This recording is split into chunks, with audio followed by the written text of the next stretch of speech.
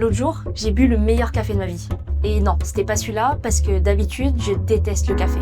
Sauf que l'autre jour, je suis passée devant un café qui avait l'air super sympa. Tellement sympa que ça m'a donné envie d'y entrer pour en boire un. Mais là-bas, c'est des cafés un peu particuliers qui sont servis. Des cafés vietnamiens. Con Café, c'est un café viet qui est né à Hanoï et qui s'est développé dans tout le pays avant de s'exporter dans le reste du monde. Et d'atterrir dans le premier arrondissement à Paris. On y retrouve le fameux Café Feu et plein d'autres encore. Mais avant, j'ai voulu en savoir un peu plus sur l'histoire derrière tout ça et m'en préparer un moi-même. Dans les années 80 ou 70, le sucre au Vietnam, c'est très cher. C'est pour ça que les gens, on a ajouté des œufs et du lait concentré pour remplacer le sucre, pour diluer un peu le goût amer dans le café.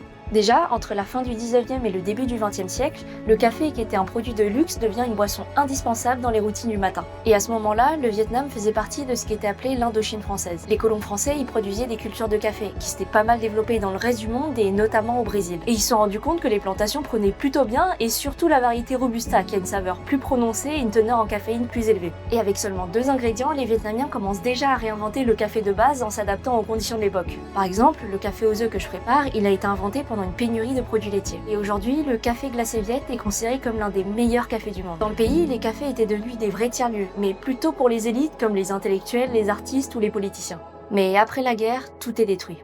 Les structures, les cultures, la végétation et surtout des milliers de vies. Les plantations de café sont alors nationalisées par le gouvernement de l'époque. Puis en 1986, après des réformes, c'est les producteurs cette fois-ci vietnamiens qui prennent possession de ces terres. Et à partir de là, le Vietnam est devenu un exportateur ultra important sur le marché du café. Il en est même aujourd'hui le 2e mondial avec un peu plus de 29 millions de sacs de grains exportés l'année dernière. Et ce qui a aussi aidé à relancer l'industrie du café au Vietnam, c'est un partenariat avec l'Allemagne de l'Est qui faisait face à une pénurie de café dans les années 80. Alors en échange de machines, d'équipements et de caféiers, le Vietnam réservait de la main-d'œuvre, des terres et la moitié de ses prochaines récoltes de café sur les 20 prochaines années. Sauf que le temps que tout ça se mette en place et que les récoltes se fassent, il y a un certain mur qui est tombé et l'Allemagne réunifiée n'en a plus autant besoin. Et aujourd'hui, un peu comme les Domino's en Italie, les grandes chaînes américaines comme Starbucks ou Gloria's Gin Coffee ont un peu plus de mal à s'implanter dans les habitudes viettes face à des cafés locaux et familiaux. Mais les coffee shops viettes, ils font complètement partie de la coffee culture urbaine et ils sont réinventés et modernisés avec plein de nouvelles boissons.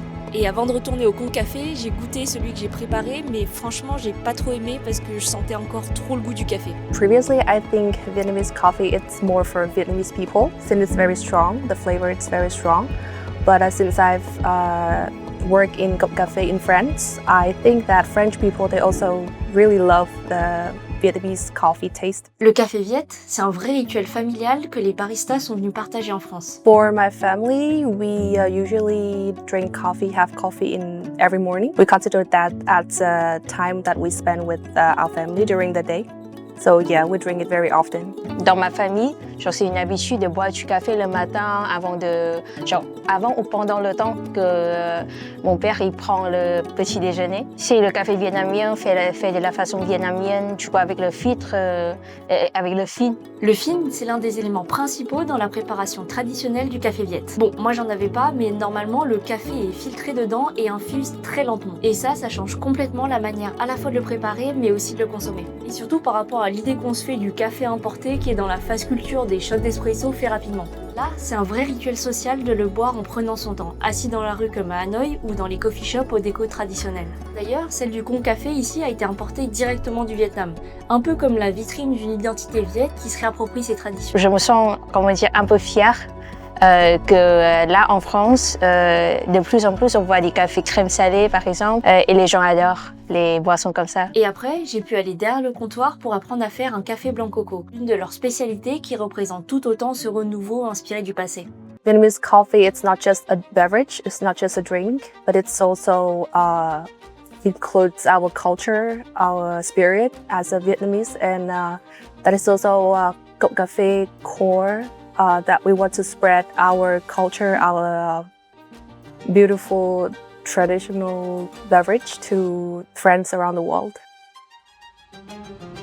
Et même si j'ai un peu trop dosé ce qui était sucré et que mon latte art est à retravailler, finalement c'était super bon même pour quelqu'un qui aime pas le café. Parce qu'on sent presque pas l'amertume mais plutôt le goût de la mousse et de la coco.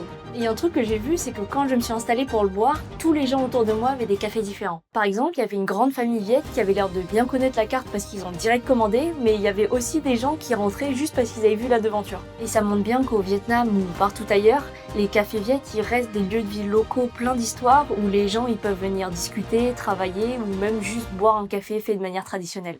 Et franchement, je pensais pas découvrir tout ça dans une de mes nouvelles boissons préférées.